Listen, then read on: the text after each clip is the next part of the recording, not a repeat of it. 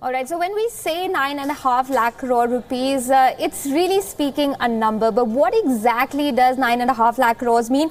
We've actually got this fantastic graphic up for you just to give you an idea of how exactly India's bad debt stacks up at this point in time. Let's take you through some of the finer details of the numbers that we're talking about. Now, $23 billion, that's INR 1.5 lakh crores.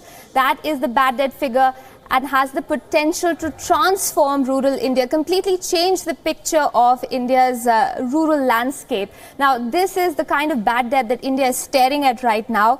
The figure, of course, as we're pointing out, has that potential to transform rural India.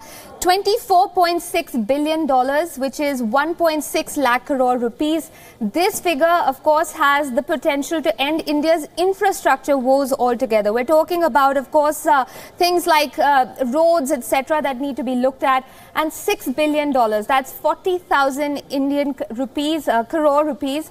That is 25 times that of the annual expenditure of India when it comes to railways. Now, that is the sort of figure that we are looking at. We're also going to try and break down the impact of these numbers with our special guest who's joining us on the broadcast tonight, Mr. Sanjeev Ahluwalia, who's with us on the show. Mr. Ahluwalia, thanks so much for speaking with us here at WION. What exactly has allowed the situation to get this bad in Nice to be with you. Sorry, could you repeat that, please? I missed what you said. I'm asking what exactly, in your opinion, has allowed the situation to get this bad? We're looking at the figures, and it's a whopping amount of money when it comes to the bad loans that India is facing. Oh, yeah. Well, look, I mean, this is the bad loan situation has evolved over time. And frankly, the problem is centered in the public sector banks rather than the private sector banks, though private sector banks also would face this problem. And it's really a matter of poor governance in the past. Banks have been giving loans without doing the required due diligence. Some of them may be politicized loans. And in general, good commercial prudence was probably not exercised enough. And the idea was to just shovel money out of the door. This is not unusual. I mean, as you know, in 2008, the financial crisis which overtook the world was also because of a similar kind of approach to loose banking. So I think the government, the new government, is taking steps to ensure that there is no recurrence of this kind of a phenomenon. Right. They have almost pledged to make banks more autonomous.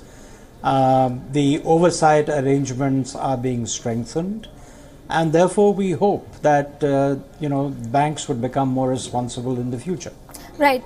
You mentioned 2008, so you've given me the perfect segue into my next question. When we look back then, one of the big reasons that everyone talked of India being sort of insulated by the impact of the financial meltdown was that Indians tend to be extremely, let's say, wary of loans. That's part of the culture in many ways. But that's not the scene anymore. Correct me if I'm wrong, Mr. Ahluwalia. A lot of young people are all right with taking loans. They want the good things in life. They want cars. They want homes, and there's also this major push towards digitization. Does this cause concern, therefore, when we're looking at the numbers as far as the bad loans go? Well, look, I think the main difference between us and the problem in the West was that I think in the West the problem was focused on retail loans, including the housing sector.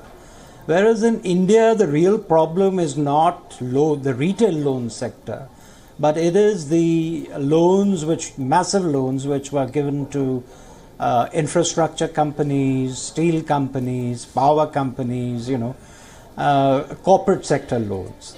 So I think there's a qualitative difference in the nature of the problem in India and what had happened overseas.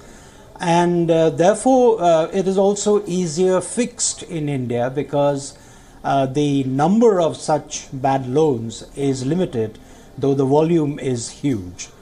And I think it's much easier to exercise due diligence in future on the large loans rather than, in the entire segment of small retail loans for cars, for white goods, even for buying clothes and partying and taking a vacation.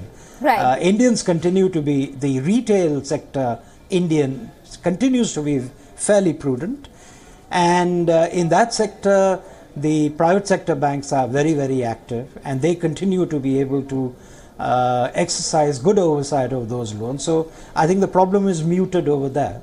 I wish I was the Indian that you were describing in terms of that prudence. Unfortunately, I'm not. But I do have a question for you also on, the World Bank has also today lowered India's growth in its outlook. The new Economic Advisory Council met today and talked about addressing, there was consensus that economic stimulation has to be a key point going forward. Does the government have its work cut out for it? The government has its work cut out for it, but I'm not sure if it has the resources to actually think of a fiscal stimulus.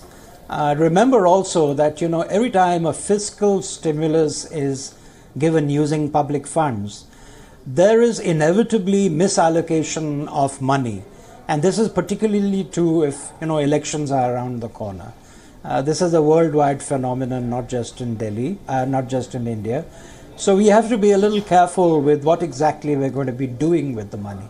There's also a structural problem in India that if you are borrowing to invest, it's credible. But India borrows up to roughly 1.9% of its GDP merely to spend on current expenditure. Now, this is like, borrowing in excess of what you earn.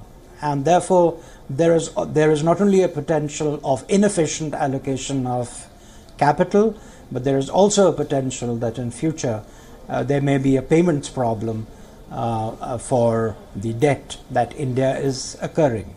So on both efficiency accounts and fiscal prudence accounts, I think this business about borrowing and spending has to be restrained to the to capital investments. And why, if the government wants to introduce a fiscal stimulus, it must also introduce very strict constraints on revenue expenditure so that overall fiscal discipline is maintained.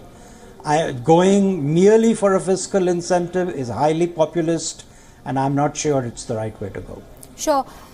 Just to take you through one of the things that was mentioned today at the Economic Advisory Council, and there was this idea of possible mechanisms for instituting an economy track monitor using lead indicators and trigger for action, and this of course based on informed assessment and analysis. Do you think that it also shows that it's not just about the numbers that are thrown up, but actually having a system alongside that supplements, that buffets the monitoring of a lot of the decisions that the Economic Council and other financial institutions are probably going to have to take?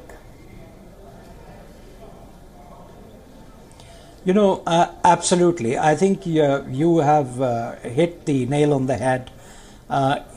Exercising, due diligence and making good decisions actually depends on the quality of the information that becomes available to you, how accurate it is, how timely it is.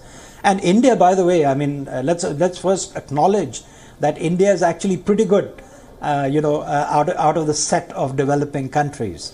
But we are nowhere close to what, for instance, some of the developed countries in the West have achieved, and we must strive for that. Take one simple data set, which is the employment data set.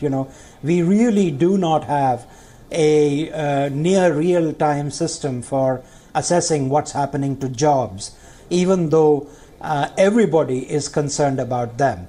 And therefore, you're absolutely right that a great deal more effort needs to go into using technology to collect real-time data and also to make it available in the public space so that not just the government, but also poor researchers sitting outside like me can have access to it, and then can indulge in informed debate and evaluate the government's actions better than we can today.